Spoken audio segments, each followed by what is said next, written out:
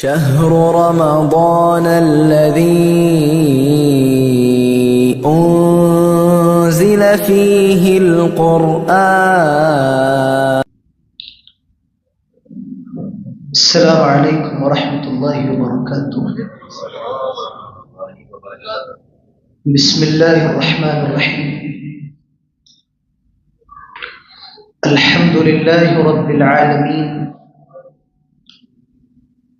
والصلاة والسلام على اشرف الانبیاء والمرسلین وعلى آلہ واصحابہ اجمعین. اما بعد. قال الله تعالى اعوذ باللہ من الشیطان الرجیم. بسم اللہ الرحمن الرحیم. شہر رمضان الذي انزل فيه القرآن هدى للناس وبينات من الهدى والفرقان. اللهم أرنا الحق حقا وارزقنا اتباعه وَأَرِنَا الْبَاطِلَ بَاطِلًا وَارْزُقْنَا اجْتِنَابَهُ. تمام تعریف اللہ تعالیٰ کے لیے ہے جس نے ہم سب کو آج پہلا روزہ رکھنے کی توفیق نصیب فرمائی. دعا کریں اللہ تعالیٰ سے ہم سب کی تمام عبادات کو قبول فرمائے. درود و سلام ہوں ہم سب کے آخری نبی جناب محمد رسول اللہ صلی اللہ علیہ وسلم پر. پچھلے سال جس طرح آپ لوگوں نے قرآن کی تفسیر کا درس سماعت فرمایا، اسی طرح اس رمضان میں بھی آپ کے سامنے قرآن کی تفسیر کا درس پیش کیا جا رہا ہے.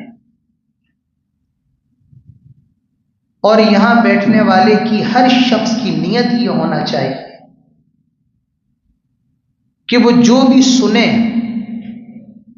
اس پر عمل کرے. ہم یہاں بیٹھے ہیں،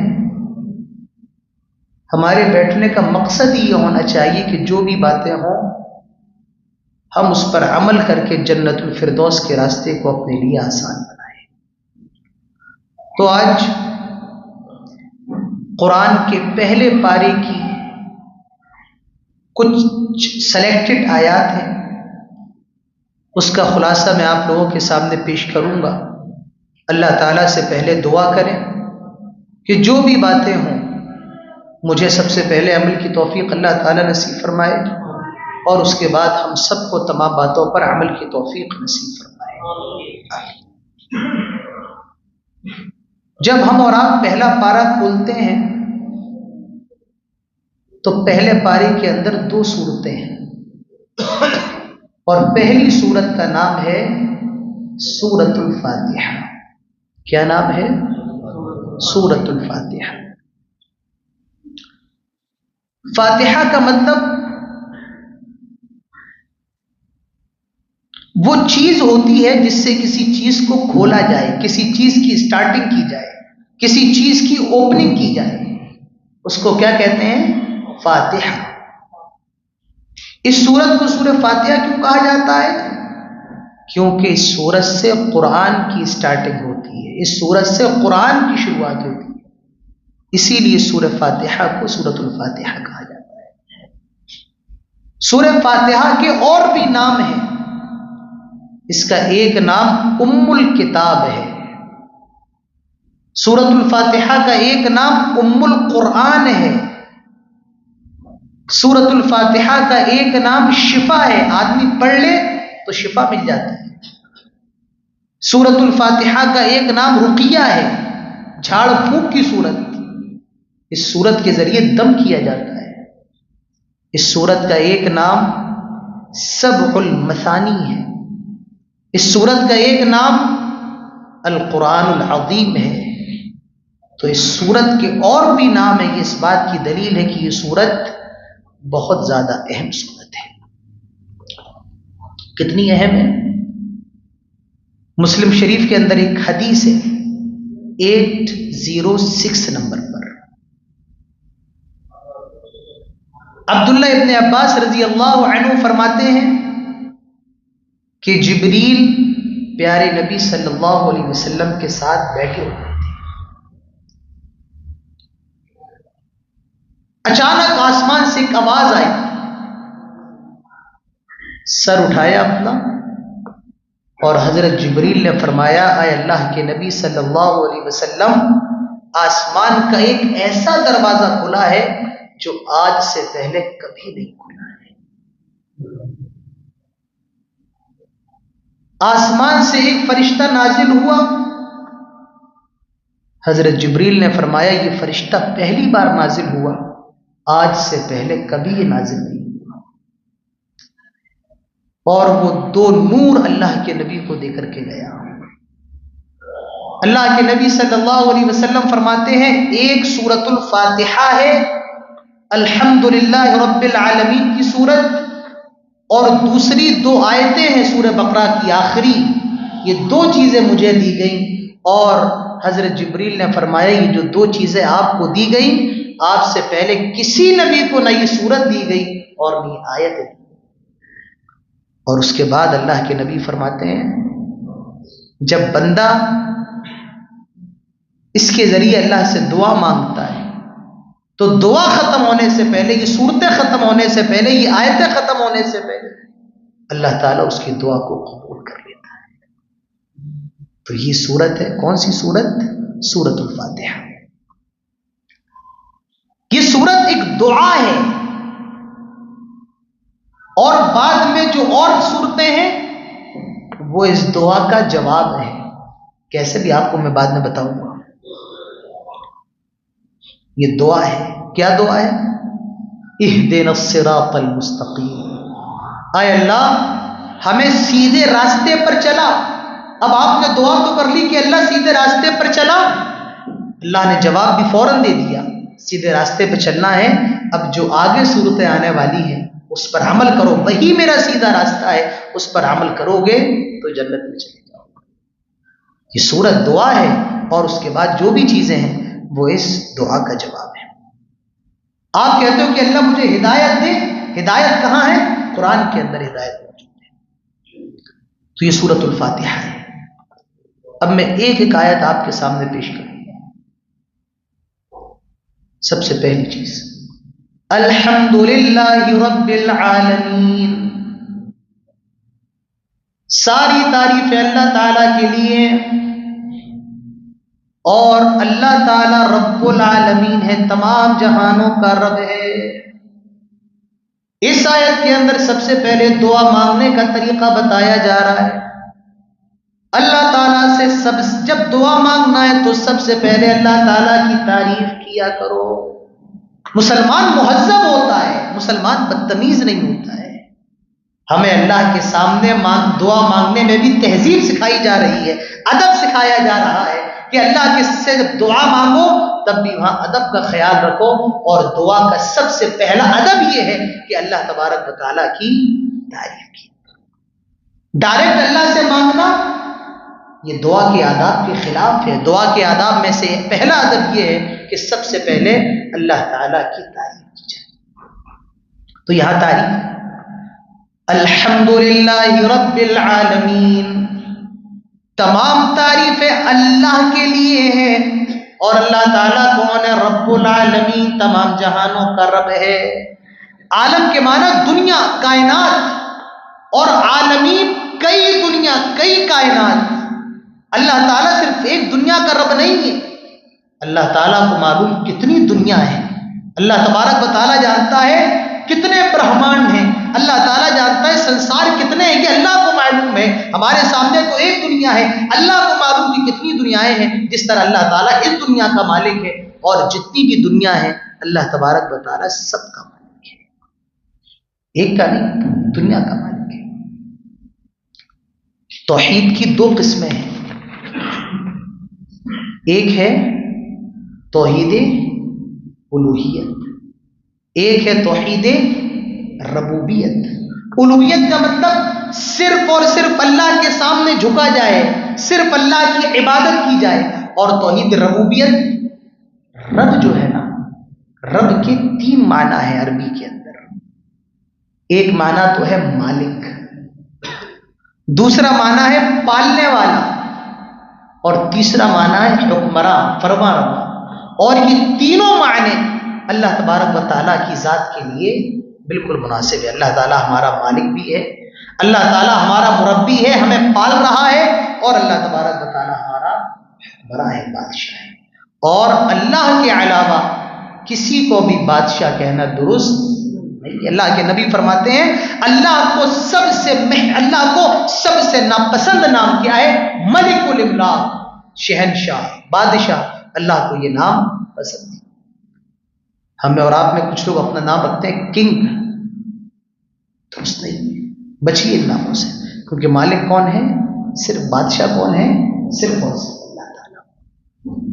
تو توحید ربوبیت، اللہ کو رب مانا جائے. اس ایک آیت کے اندر توحید الوہیت بھی ہے کہ تمام تعریفیں اللہ کی بھی، اور توحید ربوبیت بھی ہے کہ اللہ تعالیٰ کون ہے؟ رب ہے. توحید کی 3 قسمیں ہیں.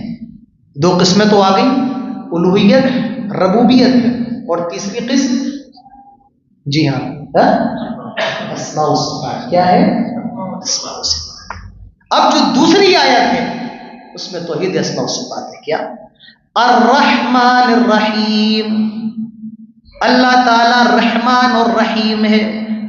رحمان کے اندر زیادہ رحمت ہے، رحیم کے مقابلے.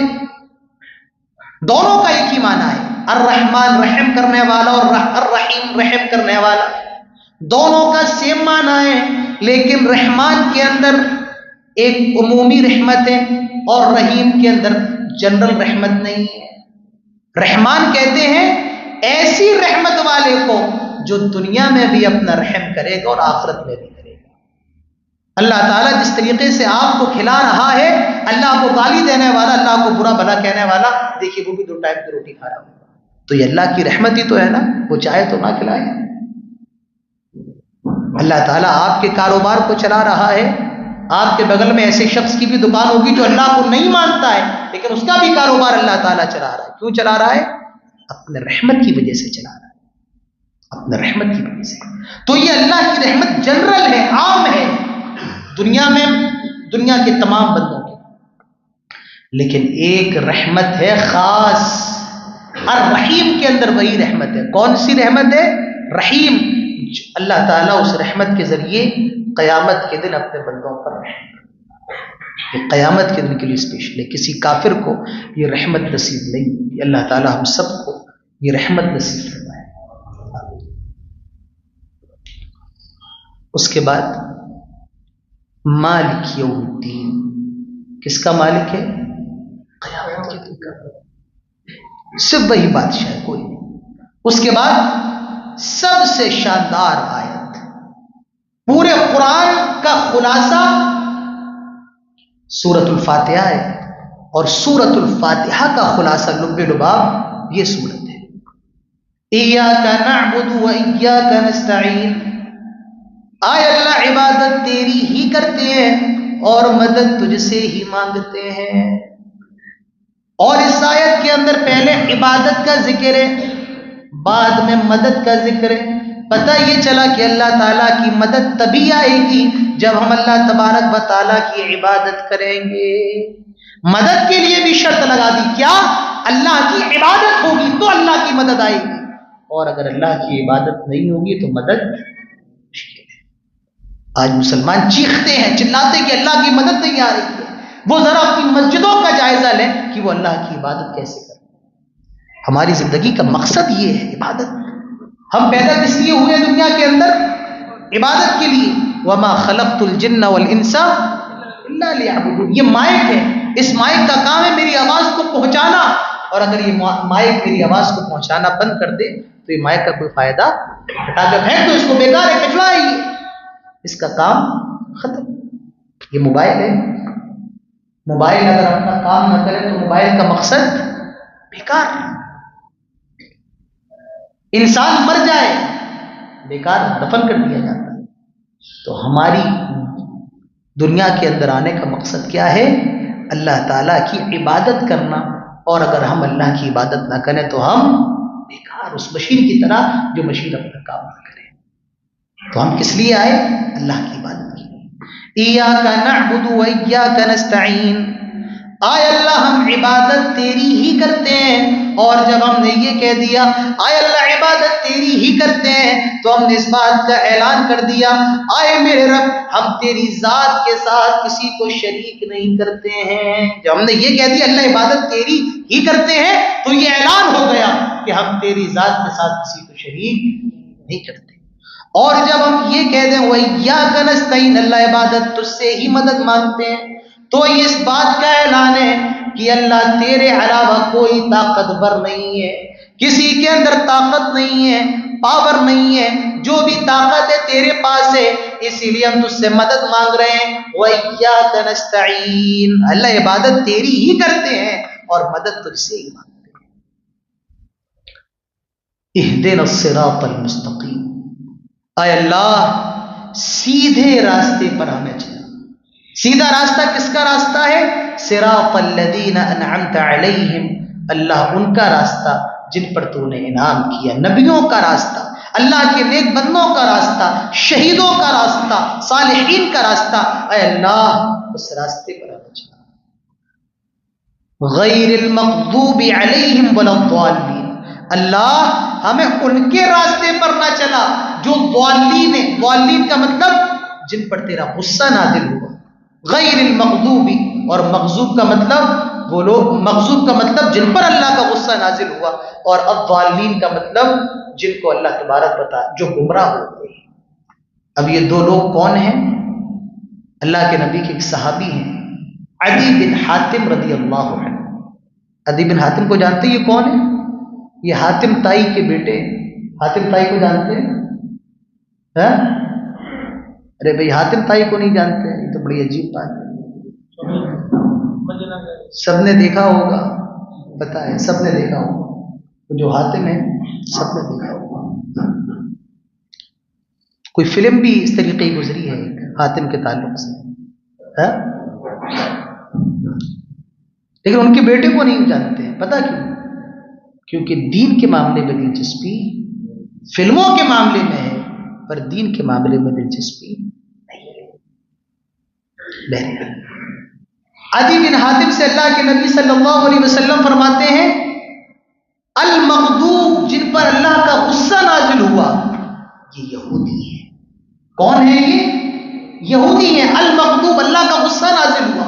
اور کیوں ہوا یہودیوں پر؟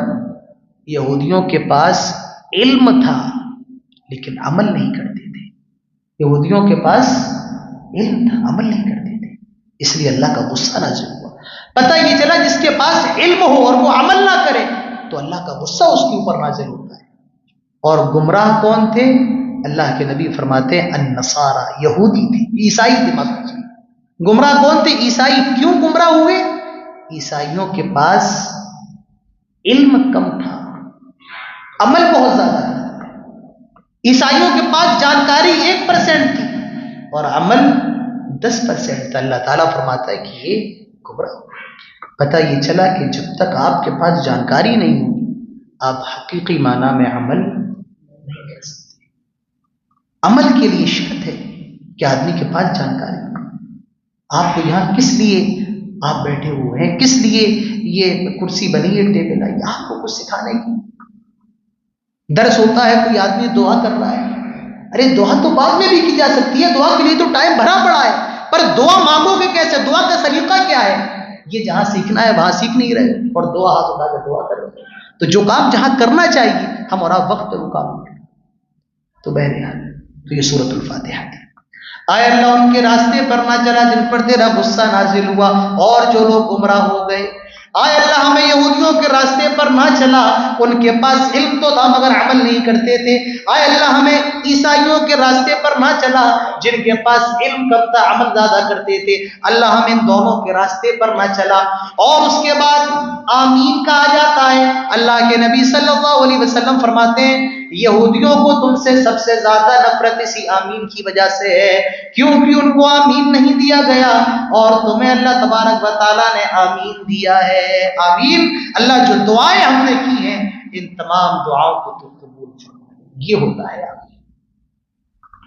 تو یہ کون سی سورت تھی؟ سورۃ الفاتحہ۔ اگر اس کو نماز کے اندر نہ پڑھا جائے، اللہ کے نبی نے فرمایا نماز ہوتی ہے لا، اللہ کے نبی فرماتے ہیں لا صلاۃ لمن لم یقرأ بفاتحۃ الکتاب، جو نماز کے اندر سورۃ الفاتحہ نہ پڑھے اس کی نماز نہیں۔ حضرت ابو ہریرہ رضی اللہ عنہ فرماتے ہیں من صلی صلاۃ لم یقرأ فیہا بأم القرآن، جو آدمی نماز پڑھے، کون سی نماز؟ ہر نماز، چاہے وہ فرض نماز ہو، سنت ہو، چاہے وہ نفل ہو، چاہے وہ جنازے کی نماز ہو، چاہے وہ کوئی بھی نماز ہو، اللہ کے نبی نے فرمایا جو آدمی سورۃ فاتحہ نہ پڑھے فَهِيَ خِدَاجٌ غَيْرُ تمام، وہ ناقص ہے، انکمپلیٹ ہے، وہ ناقص ہے۔ 3 بار اللہ کے نبی نے فرمایا، تو پتہ یہ چلا یہ سورت اتنی اہم ہے، اگر نماز میں اس سورت کو نہ پڑھا جائے تو نماز نہیں ہو سکتی۔ کچھ لوگ کہتے ہیں کہ بھائی سری نمازوں میں اس کو پڑھ لو، لیکن جو جہری نمازیں ہیں جس میں امام زور سے قرأت کر رہا ہے اس میں سورہ فاتحہ نہ پڑھو، لیکن یہ بات غلط ہے۔ حدیث کچھ اور کہتی ہے، اللہ کے نبی صلی اللہ علیہ وسلم نے فجر کی نماز پڑھائی اور صحابہ سے پوچھا کیا تم لوگ پڑھ رہے تھے میرے پیچھے؟ کہا اللہ کے نبی جیسے جیسے آپ پڑھ رہے تھے ویسے ویسے ہم بھی پڑھ رہے تھے۔ اللہ کے نبی فرماتے ہیں کچھ نہ پڑھا کرو سوائے سورہ فاتحہ کی۔ کس نماز میں اللہ کے نبی کہہ رہے ہیں؟ فجر کی نماز میں، جس میں امام زور سے قرأت کرتا ہے۔ پتہ یہ چلا جس میں امام ہلکے قرأت کرے اس میں بھی سورہ فاتحہ پڑھنا ہے، جس میں امام زور سے قرأت کرے اس میں بھی سورہ فاتحہ پڑھنا ہے، تو بغیر سورۃ الفاتحہ کی نماز نہیں ہو سکتی۔ اس کے بعد سورۃ البقرہ شروع ہو رہی ہے۔ فرمایا گیا ذالک الکتاب لا ریب فیہ، اس کتاب کے اندر ذرہ برابر بھی شک نہیں ہے، یہ کتاب اللہ تعالیٰ کی طرف سے نازل ہوئی، اس کے اندر شک نہیں ہے، اس کتاب کے اندر ہدایت کی ساری چیزیں موجود ہیں، اس بات میں ذرہ برابر بھی شک نہیں ہے، یہ کتاب لوگوں کو جنت کی طرف لے جانے والی، اس کتاب کے اندر ذرہ برابر بھی شک نہیں ہے۔ ذالک الکتاب لا ریب فیہ، اس قرآن کے اندر ذرہ برابر بھی کوئی غلطی نہیں ہے، کوئی ڈاؤٹ نہیں ہے، ایسا نہیں ہے کہ کوئی جملہ غلط ہو یا گرامر کے لحاظ سے غلط ہو۔ ذالک الکتاب لا ریب فیہ، اس کتاب کے اندر ذرہ برابر بھی شک نہیں ہے۔ مسلمانوں ذرا غور تو کرو، سوچو تو صحیح، اللہ تعالیٰ نے ہمیں ایسی کتاب دی ہے جو کبھی بدلنے والی نہیں ہے، جس کے اندر کبھی شک نہیں، جس کے اندر شک کی کوئی گنجائش نہیں ہے، لیکن بڑے افسوس کے ساتھ کہا جائے گا آج ہم ہی مسلمانوں نے اس کتاب کو چھوڑ دیا ہے۔ کتنے لوگ ہیں قرآن پڑھنے والے، قرآن کی تلاوت کی بھی ہمیں توفیق نہیں۔ ابھی میں آگے آؤں، ہدی للمتقین، یہ کتاب متقیوں کے لیے ہدایت ہے۔ متقی کون ہے؟ الذین یؤمنون بالغیب، جو لوگ غیب پر ایمان لے کے آتے ہیں۔ سامنے دیکھ کر کے تو یقین کرنا آسان ہے، بغیر دیکھے یقین کرنا یہ ایمان ہے۔ سامنے دیکھ کر کے تو آدمی مان لے گا، بغیر دیکھے مان لے، یہ ایمان ہے۔ اللہ تعالیٰ فرماتا متقی وہ ہیں الذین یؤمنون بالغیب، جنہوں نے رب کو دیکھا نہیں ہے لیکن وہ پھر بھی رب کے اوپر ایمان رکھتے ہیں، جنہوں نے جنت کو نہیں دیکھا لیکن وہ جنت کے اوپر ایمان رکھتے ہیں، جنہوں نے جہنم کو نہیں دیکھا وہ مانتے ہیں کہ اللہ تعالیٰ نے اپنے گنہگار بندوں کے لیے ایک جگہ ایسی بنائی ہے۔ انہوں نے فرشتوں کو نہیں دیکھا لیکن وہ مانتے ہیں کہ فرشتے ان کے کندھوں پر موجود ہیں۔ انہوں نے اللہ تبارک و تعالیٰ کی ذات کو نہیں دیکھا لیکن مانتے ہیں کہ اللہ تبارک و تعالیٰ عرش پر مستوی ہے، تو یؤمنون بالغیب، غیب کے اوپر ایمان لاتے ہیں۔ وَيُقِيمُونَ الصَّلَاةَ، اور متقی لوگ وہ ہیں جو نماز قائم کرتے ہیں۔ نماز اور زکوٰۃ یہ کس کی صفت ہے؟ یہ متقیوں کی صفت ہے۔ اس کے بعد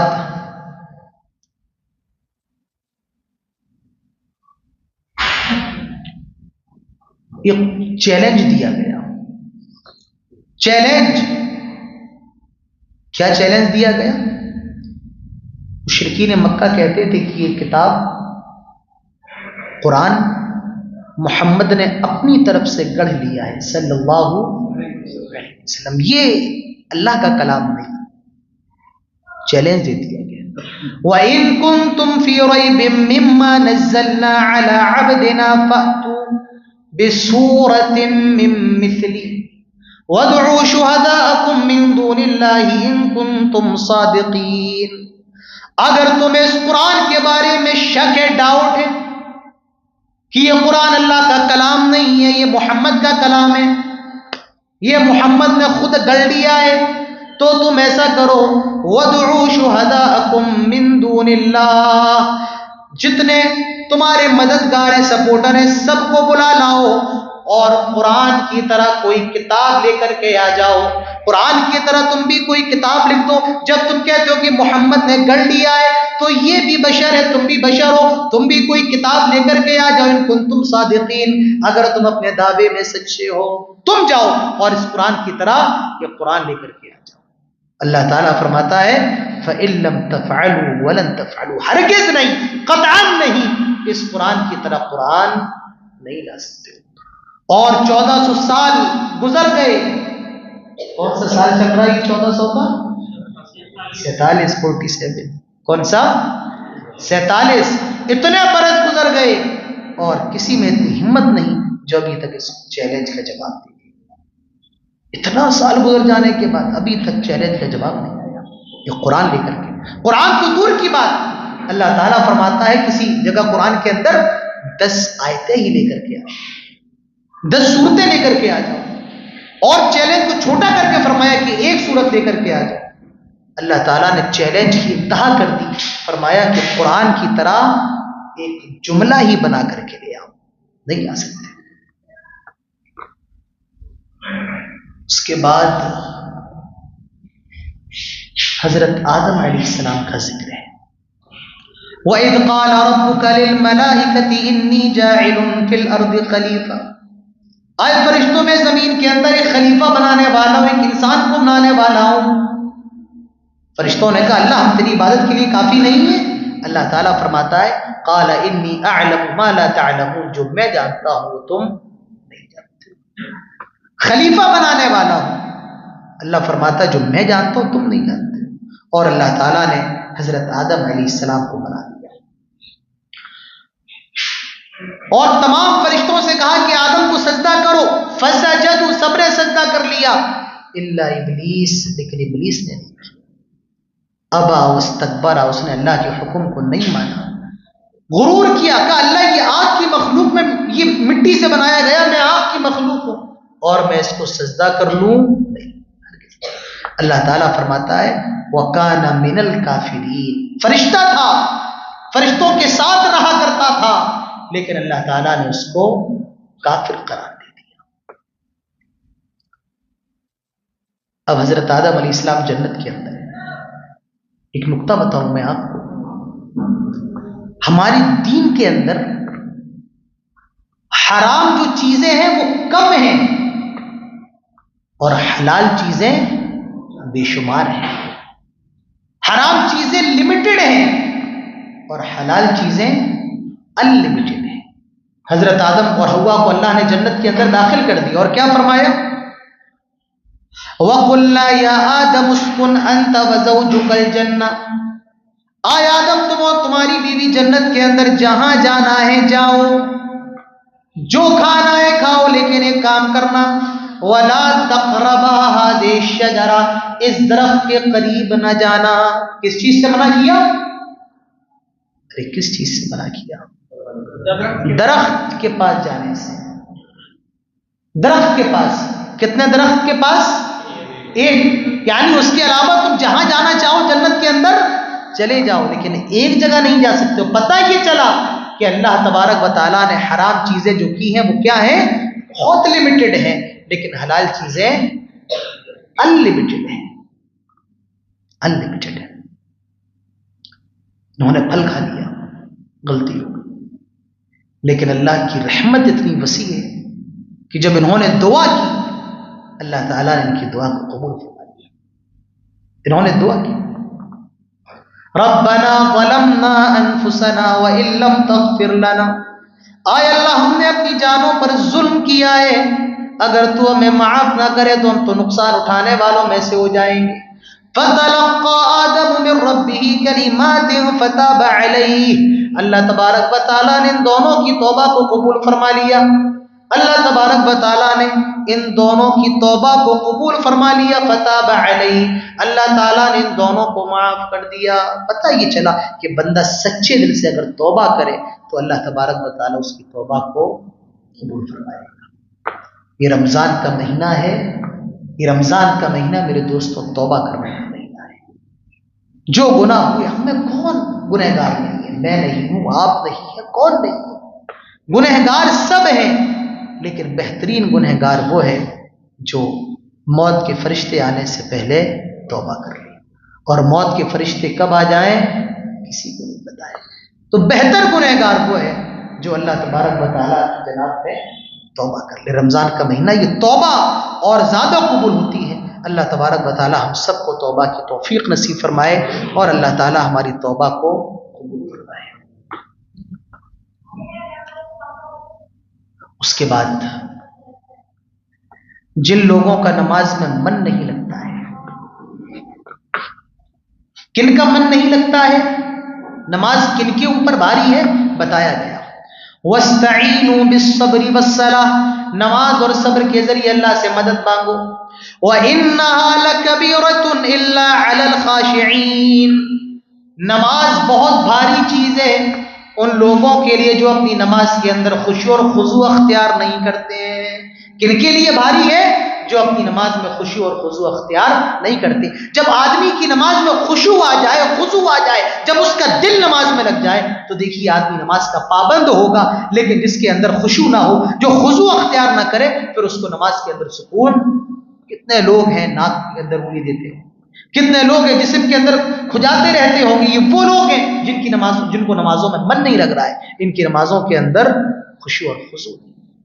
تو نمازوں کے اندر خشوع خضوع پیدا کرو، اور کیسے کرو گے؟ ان تعبد اللہ کأنک تراہ، ایسے نماز پڑھو جیسے کہ تم اللہ تعالیٰ کو دیکھ رہے ہو، اور اگر یہ بھی خیال پیدا نہ ہو تو یہ خیال پیدا کر لو کہ اللہ تعالیٰ تمہیں دیکھ رہا ہے۔ اس کے بعد کیا چھوڑیں، کیا بتائیں؟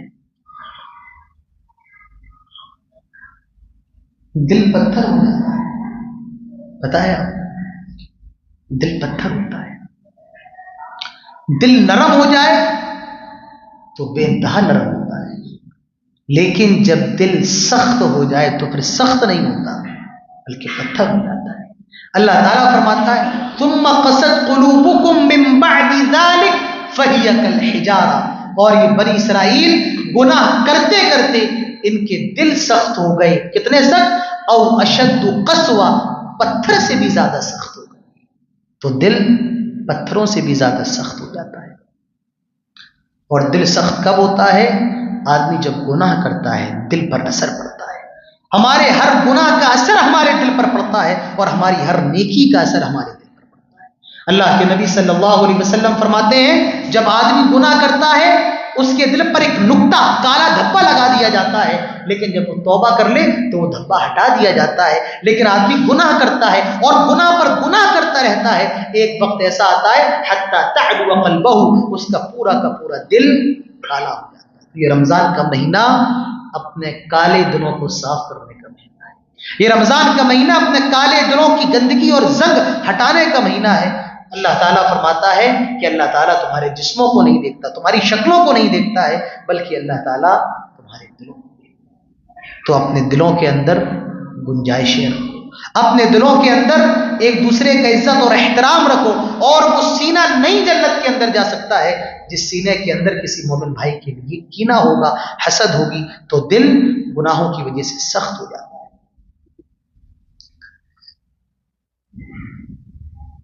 انگلش کے اندر کہا جاتا ہے a penny saved is a penny earned، ایک روپیہ بچا لینا کہ ایک روپیہ کمانا ہے۔ تو جتنا اہم کمانا ہے اتنا ہی اہم بچانا ہے۔ نیکی کمانا جتنا اہم ہے، نیکی کو بچانا بھی اتنا اہم ہے۔ ہم نیکی کرتے ہیں لیکن اللہ کی بارگاہ میں قبول نہ ہو تو نیکی کرنے کا کیا فائدہ؟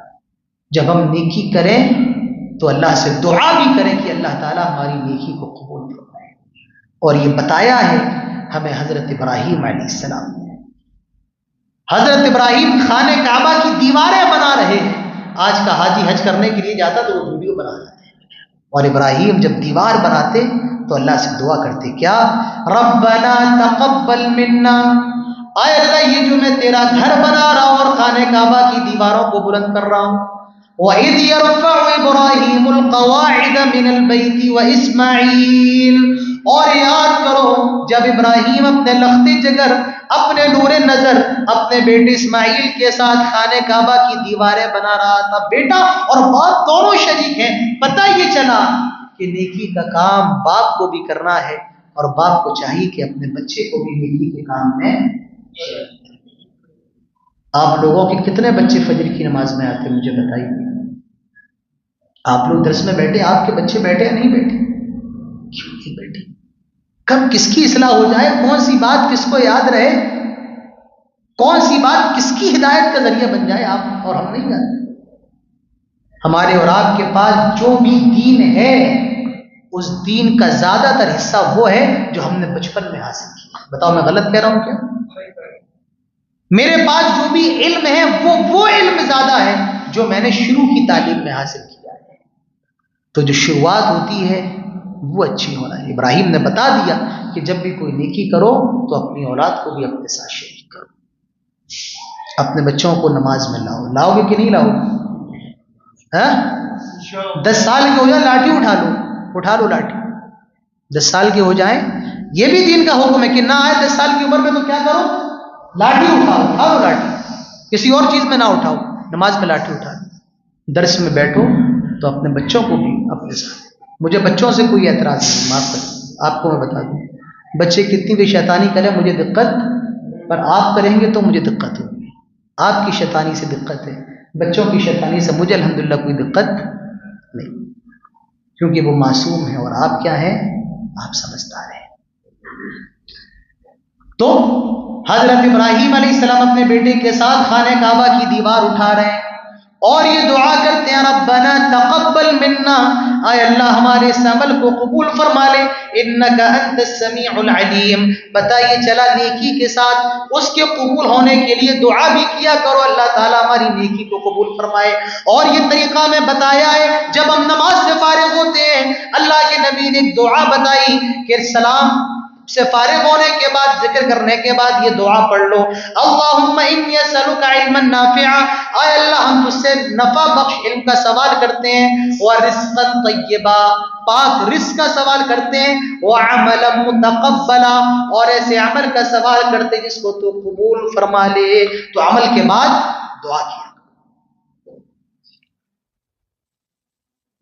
اسلاف کے بارے میں آتا ہے کہ وہ رمضان گزر جانے کے بعد 6 مہینے تک دعائیں کرتے تھے اللہ تعالیٰ ہمارے روزوں کو قبول فرما لے. تو عمل کرو، عمل کے بعد دعا کرو اللہ تعالیٰ ہم سب کے تمام نیک اعمال کو قبول فرمائے. آخری آیت پھر بات ختم کرتے ہیں.